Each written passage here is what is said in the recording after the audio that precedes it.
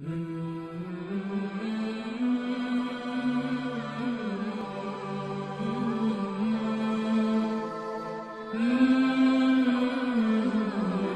الحمد للہ والصلاة والسلام علی رسول اللہ اما بعد فاعوذ باللہ من الشیطان الرجیم بسم اللہ الرحمن الرحیم افلا يتدبرون القرآن ام علی قلوب اقفالها۔ معزز ناظرین، آج ہم انشاءاللہ آپ حضرات کے سامنے پارہ نمبر 6 کا خلاصہ رکھیں گے۔ پارہ نمبر 6 کے دو حصے ہیں۔ ایک حصہ سورۃ النساء کا آخری حصہ ہے اور دوسرا سورۃ المائدہ پر مشتمل ہے۔ اگرچہ سورۃ المائدہ مکمل نہیں ہے مگر اس کا اکثر حصہ اس کے اندر موجود ہے۔ چھٹے پارے کا آغاز اس بات سے ہوتا ہے کہ بری بات کرنا ہر ایک کے لیے جائز نہیں ہے اور ہر جگہ پہ جائز نہیں ہے۔ اگر کوئی مظلوم ہے تو وہ ظالم کے خلاف بری بات کر سکتا ہے اور آواز اٹھا سکتا ہے، وہ بھی اس جگہ جہاں اس کی آواز سنی جا سکے، داد رسی اور فریاد رسی ہو سکے۔ یہی فرق ہے غیبت اور شکایت میں۔ غیبت عام لوگوں کے ہاں برائی کرنے کو کہتے ہیں، جہاں عموماً جو ہے نا وہ داد رسی نہیں ہوتی، اور جو شکایت ہوتی ہے متعلقہ جگہ پہ جا کر ہوتی ہے۔ تو اسی وجہ سے اللہ رب العزت نے اس کی اجازت دی ہے تاکہ معاشرے کے اندر برائیاں عام نہ ہو سکیں اور ظالم کو پھلنے پھولنے سے روکا جائے۔ تو اللہ کے نبی صلی اللہ علیہ وآلہ وسلم نے یہی ایک موقع پر حکم دیا تھا کہ ظالم کی بھی مدد کر اور مظلوم کی مدد بھی کر۔ تو پوچھنے والے نے پوچھا کہ جی مظلوم کی تو سمجھ آتی ہے، ظالم کی کیسے؟ آپ صلی اللہ علیہ وآلہ وسلم نے ارشاد فرمایا کہ ظالم کو ظلم سے روک کر اس کی مدد کر۔ اور نبی کریم صلی اللہ علیہ وآلہ وسلم کے دور کے اندر ایک شخص آیا اور آ کر پڑوسی کی شکایت کرنے لگا۔ آپ صلی اللہ علیہ وآلہ وسلم نے فرمایا صبر کر، 2-3 دفعہ اسے واپس بھیج دیا۔ جب وہ تیسری بار آیا تو اللہ کے نبی صلی اللہ علیہ وآلہ وسلم نے فرمایا جا کر اپنا سامان رستے میں ڈھیر کر دے۔ اب اس صحابی نے ایسا ہی کیا تو لوگ آ کے دیکھتے اور دیکھ کر پوچھتے بھی کیا بات ہے، تو وہ سامنے سے کہتا ہے کہ جی میرا پڑوسی جو ہے نا وہ میں اس کی شرارتوں سے محفوظ نہیں ہوں۔ تو لوگ اسے برا بلا کہتے، حتیٰ کہ وہ پڑوسی آیا اور آ کر کہنے لگا کہ جی آئندہ آپ کو میری طرف سے کوئی تکلیف نہیں ہوگی، آپ اپنا سامان اندر لے جائیں۔ اس کے بعد اللہ رب العزت نے اگلے رکوع کے اندر اہل کتاب کے جرائم کی فہرست ذکر کی۔ تقریباً 11 جرائم بیان کیے، جن میں سے کچھ یہ ہیں کہ وعدہ خلافی کرنا اور عہد کو توڑنا، انبیاء کو قتل کرنا، اسی طرح اللہ رب العزت کی آیات کے ساتھ، اس کی کتابوں کی آیات کے ساتھ کفر کرنا، انکار کرنا، اور حضرت مریم پر جو ہے نا وہ بہتان لگانا، جو حضرت عیسیٰ علیہ السلام کی والدہ ہیں، اور پھر یہ کہنا کہ حضرت عیسیٰ بن مریم کو ہم نے قتل کر دیا، اور سود کو جو ہے نا وہ حلال سمجھنا، حرام شوق سے کھانا، اور اللہ رب العزت کی منہیات کو شوق سے کرنا، منع کردہ کاموں کو۔ اس کے بعد اللہ رب العزت نے اہل کتاب کا بالخصوص ذکر کیا اور ان سے کہا کہ تم دین میں غلو نہ کرو۔ یہ اہل کتاب کو حکم ہے اور امت مسلمہ بھی اس حکم میں شامل ہے۔ یہی وجہ اللہ کے نبی صلی اللہ علیہ وآلہ وسلم نے فرمایا مجھ کو اس طرح بڑھا چڑھا کر پیش نہ کرو جس طرح نصارہ نے عیسیٰ بن مریم علیہ السلام کو بڑھا چڑھا کر پیش کیے۔ میری حیثیت یہ ہے کہ میں اللہ کا بندہ اور اس کا رسول ہوں، یہ حیثیت ہے اور یہی ہماری دعوت ہے کہ انزل الناس منازلہم، لوگوں کو ان کے مقام و مرتبے کے مطابق اتارو۔ اس کے بعد جو سورۃ النساء کا آخری حصہ ہے وہ یہ ہے، آخری عنوان کہ ایمان و عمل کی دعوت دی گئی ہے اہل کتاب کو، تمام دنیا والوں کو، ان کے جرائم کی فہرست ذکر کرنے کے بعد، اور انہیں بتایا گیا ہے کہ بھئی تمہارے پاس واضح دلیل آ گئی ہے، لہٰذا تم اس کی پیروی کرو، اور جو لوگ اس دوران ایمان لائے ہیں اللہ رب العزت نے ان کے معاملات جو ہے نا وہ بہتر کر دیے اور انہیں اپنی رحمت میں داخل کر دیا۔ اس کے بعد آغاز ہوتا ہے چھٹے پارے کے دوسرے حصے کا، اور وہ ہے سورۃ المائدہ۔ المائدہ کا معنی ہے دسترخوان۔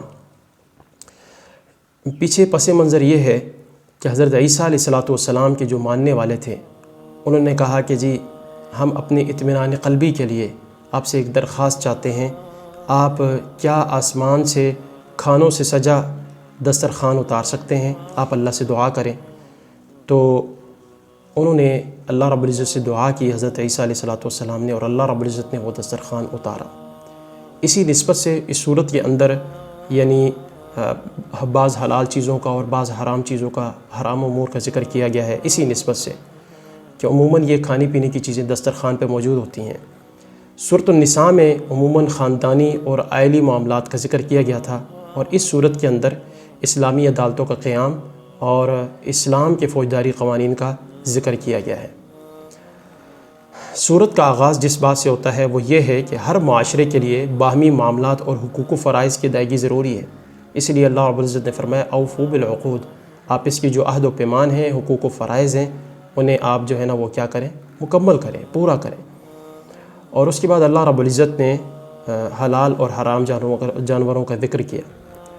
اللہ رب العزت نے فرمایا کہ بھی جن جانوروں کے بارے میں وضاحت آ گئی ہے کہ وہ حرام ہیں، انہیں چھوڑ کر باقی سب جانور کیا ہیں، حلال ہیں۔ مثال کے طور پر جو محرم ہے، حالت احرام کے اندر اس پر حرام ہے کہ وہ خشکی کا شکار کرے، حتیٰ کہ اشارہ تک حرام ہے اس کے لیے۔ اور اس کے بعد اللہ رب العزت نے مردار کا ذکر کیا، خنزیر کا ذکر کیا، غیر اللہ کے لیے جو جانور قربان کیا جاتا ہے اس کا ذکر کیا، جس پر بسم اللہ نہیں پڑھا جاتا اس کا ذکر کیا کہ یہ تمام حرام ہیں۔ اس طرح جو جانور کسی بھی طرح زخمی ہو جاتا ہے اور اس تک پہنچا نہیں جاتا کہ اس تک پہنچ کر تکبیر پڑھ کے اسے ذبح کیا جائے تو وہ بھی جانور حرام ہو جاتا ہے۔ اگر اس کے مرنے سے پہلے ہی اس تک پہنچ کر تکبیر پڑھ کے اسے ذبح کر لیا جائے تو وہ حلال ہے۔ یاد رہے کہ حلال جانور کے لیے جانور کو اسلامی طور پر ذبح کرنے کے 2 اصول ہیں۔ ایک یہ ہے کہ بسم اللہ واللہ اکبر، اللہ کا نام لیا جائے، تکبیر پڑھی جائے، اور دوسرا یہ ہے کہ اس جانور کا خون بہایا جائے۔ اور جو دم مسفوح ہے، جب جانور کو ذبح کیا جاتا ہے اس وقت خون بہا جاتا ہے، وہ خون بھی حرام ہے۔ دیگر مقامات پر اس کی تصریح بھی آتی ہے۔ تو اس کے علاوہ جو شکاری جانور ہے، خود شکاری جانور بھلے حرام ہو لیکن اگر وہ سدھایا گیا ہے اور بسم اللہ واللہ اکبر پڑھ کر اسے چھوڑا گیا ہے تو پھر اس کا شکار حلال ہے، بھلے وہ مار دے یا بھلے زندہ لے آئے، لیکن شرط یہ ہے کہ وہ اس میں سے کچھ نہ کھائے، اور یہ بھی شرط ہے کہ اس کے ساتھ کوئی اور کتا شامل نہ ہو، یعنی کوئی اور شکاری جانور شامل نہ ہو اس کے ساتھ۔ اس کے بعد اللہ رب العزت نے اس امر کی وضاحت کی کہ دین جو ہے وہ مکمل ہو چکا ہے اور اس کے اندر کسی قسم کی کمی یا پھر جو ہے نا وہ بیشی کی اجازت نہیں ہے۔ یہی وجہ ہے کہ ہم دعوت دیتے ہیں لوگوں کو کہ وہ قرآن و سنت کی طرف آ جائیں، خالصتاً قرآن و سنت کی طرف، اور بدعات اور خرافات کا دامن چھوڑ دیں۔ اور ہمارے پاس اس کے بعد جو ہے وہ عنوان وہ یہ ہے کہ اہل کتاب کی پاک باز عورتیں بھی حلال ہیں۔ جس طرح اہل کتاب کا ذبیحہ حلال ہے بشرطے کہ وہ اللہ کا نام لیں، اس طرح ان کی پاک باز عورتیں بھی حلال ہیں۔ دوسرے رکوع میں اللہ رب العزت نے جو اسلام کی خوبصورتی اس کا ذکر کیا ہے، اور وہ ہے طہارت کے مسائل، کہ ایک مسلمان کما حق ہو، مسلمان اس وقت ہو سکتا ہے جب وہ اسلامی طہارت کے اصول جو ہے، طہارت کے اسلامی اصول ان کو فالو کرے، اور وہ یہ ہے کہ جنابت کی حالت میں ہو، غسل فرض ہو تو غسل کرے، پانی نہ ملے تو یا اسے استعمال کرنا مشکل ہو، بیمار ہے اور تکلیف ہوگی تو پھر وہ کیا کرے، تیمم کر لے۔ اور تیمم کا آسان سا طریقہ ہے وہ یہ ہے کہ بسم اللہ پڑھے اور مٹی پہ ہاتھ رکھے اور انہیں جھاڑے اور پھونکے اس کے اندر، اس کے بعد چہرے پہ مل لے، اور چہرے کے بعد پہلے بایاں ہاتھ دائیں پر اور دایاں ہاتھ بائیں پر، اور اس کے بعد وضو کے بعد والی دعا پڑھ لے۔ یہ اسلامی معاشرے کا حسن ہے۔ اور اسلامی معاشرے کا دوسرا حسن اس رکوع کے اندر یہ بیان کیا گیا ہے کہ عدل و انصاف، معاشرے کی بنیادی عدل و انصاف پر ہے۔ خوبصورت معاشرے ہی وہ ہوتے ہیں جن کے اندر عدل و انصاف جو ہے نا وہ رائج کیا جاتا ہے، اور اللہ رب العزت نے اسی بات کا حکم دیا ہے کہیں ایسا نہ ہو، اور یہ پہلے رکوع کے اندر بھی موجود ہے یہی حکم، کہیں ایسا نہ ہو کسی قوم کی دشمنی تمہیں ظلم کرنے پر آمادہ کرے اور تم انصاف کا دامن چھوڑ دو، ایسا نہ کرو، اللہ سے ڈرو۔ اس کے بعد اللہ رب العزت نے اس امر کا ذکر کیا کہ اللہ رب العزت کے نازل کردہ قرآن اور شریعت کے مطابق فیصلہ کیا جائے، اور جو شریعت کے مطابق فیصلہ نہیں کرتا اسے اللہ رب العزت نے ظالم، فاسق اور کافر کہا ہے۔ یاد رہے کہ ان آیات سے مسلم حکمرانوں کے خلاف استدلال کرنا اور مسلم امہ اور عام مسلمانوں کے خلاف، مسلمان آبادی کے خلاف استدلال کرنا، پھر قتل و غارت کرنا اور خودکش دھماکے کرنا، اس کی اجازت نہیں ہے، اور نہ ہی یہاں یہ مقصود ہے۔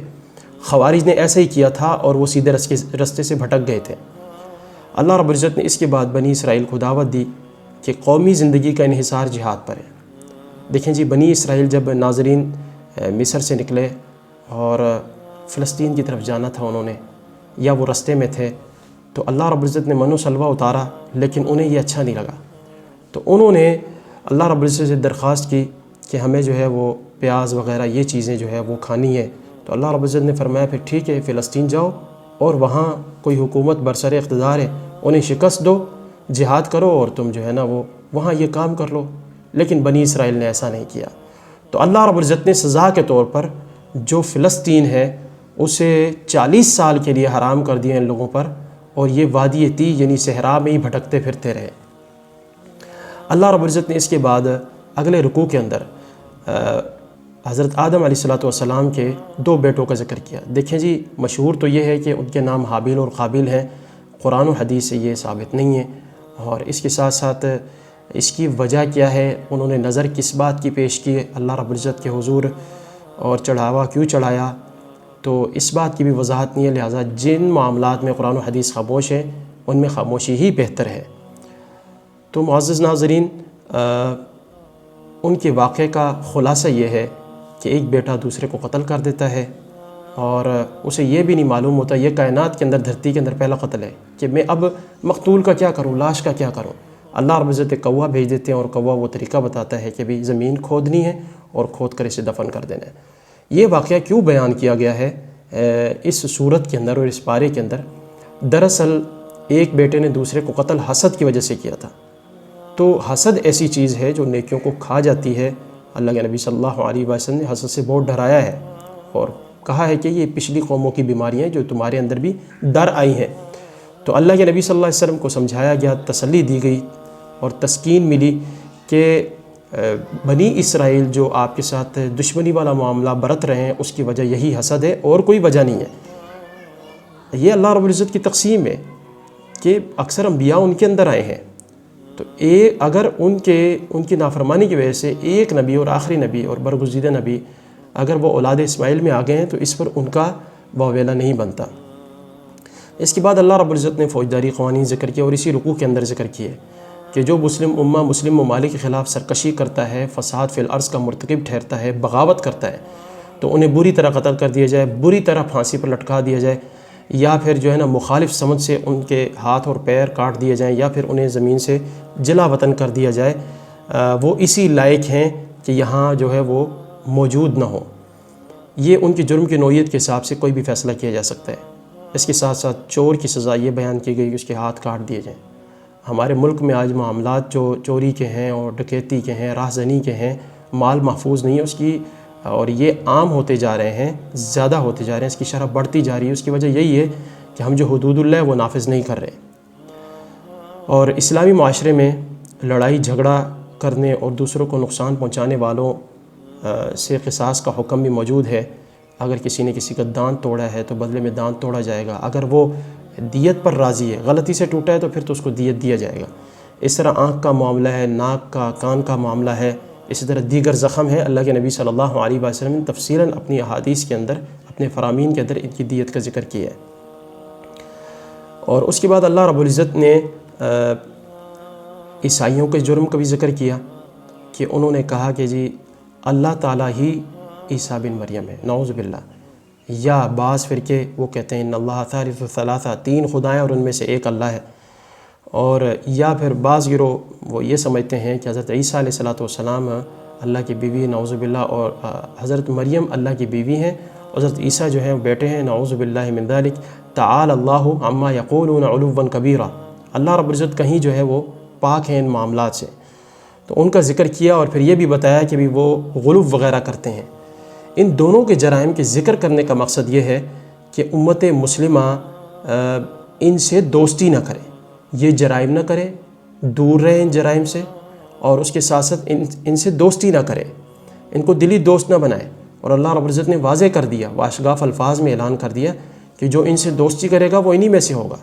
یہی وجہ اللہ کے نبی صلی اللہ علیہ وسلم نے فرمایا من تشبہ بقوم فہو منہم، جو کسی قوم کی مشابہت اختیار کرتا ہے وہ انہی میں سے ہوگا۔ اور دوسری روایت میں آتا ہے حشر معہم یوم القیامہ، قیامت والے دن اس کا حشر بھی انہی لوگوں کے ساتھ ہوگا۔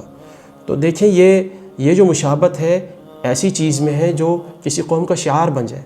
اب دیکھیں یہود و نصارہ لباس پہنتے ہیں، لباس تو ہم بھی پہنتے ہیں، کھانا وہ کھاتے ہیں، کھانا ہم بھی کھاتے ہیں، پانی وہ پیتے ہیں، ہم بھی پیتے ہیں۔ تو یہ ایسی چیز میں مشابہت ہے جو کسی قوم کا شعار اور علامت بن جائے۔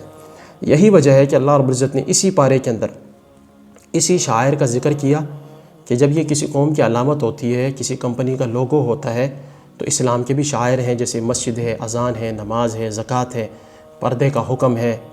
تو لہٰذا حکم یہ ہے کہ ان شاعر کی بے حرمتی نہ کی جائے اور انہیں حلال نہ سمجھا جائے، جس طرح بعض لوگ کرتے ہیں، اور یہ انتہائی بڑا جرم ہے۔ اور اللہ رب العزت نے اس بارے کے اندر اپنے بندوں کی صفات بھی بیان کی ہیں کہ جو مرتد ہو جائے گا، اللہ کے دین کو چھوڑ دے گا، تو اللہ رب العزت ایسے لوگوں کو بھیجے گا، ایسے بندوں کو بھیجے گا جو اللہ سے محبت کرتے ہوں گے اور اللہ ان سے محبت کرتا ہوگا، اور مومنوں کے متعلق انتہائی شفیق نرم، اور کافروں پہ انتہائی سخت، اور اللہ کی راہ میں جہاد کریں گے اور کسی ملامت گر کی ملامت سے نہیں ڈریں گے۔ اور یہ اللہ کا فضل ہے، جسے چاہتا ہے وہ عطا کرتا ہے۔ اور اللہ رب العزت کی دوستی کا مستحق بھی وہی ٹھہرتا ہے جو اللہ رب العزت پر صحیح معنوں میں ایمان لاتا ہے۔ اور آخری بات یہ ہے کہ اللہ رب العزت نے سورت کے جو پارے کا آخری رکوع ہے اس کے اندر پھر یہود و نصارہ کے جرائم بیان کیے، غلو کا ذکر کیا، اور یہ اس امر کی وضاحت کی کہ یہود کی نسبت جو نصارہ ہیں قدر نرم ہے۔ اللہ کے نبی صلی اللہ علیہ وسلم کو اللہ رب العزت نے سمجھایا اور بتایا کہ دشمنی کے لحاظ سے زیادہ سخت دشمن یہ یہود ہیں اور مشرکین ہیں، اور اس کے بعد جو نرم ہیں وہ ہیں نصارہ، عیسائی۔ اور اس کی وجہ یہ ہے کہ ان کے اندر کچھ ایسے لوگ ہیں جن کے اندر تکبر نہیں ہے۔ اللہ رب العزت سے دعا ہے کہ وہ قرآن و سنت پر عمل کرنے کی توفیق عطا فرمائے۔ وما علیہ الا البلاغ۔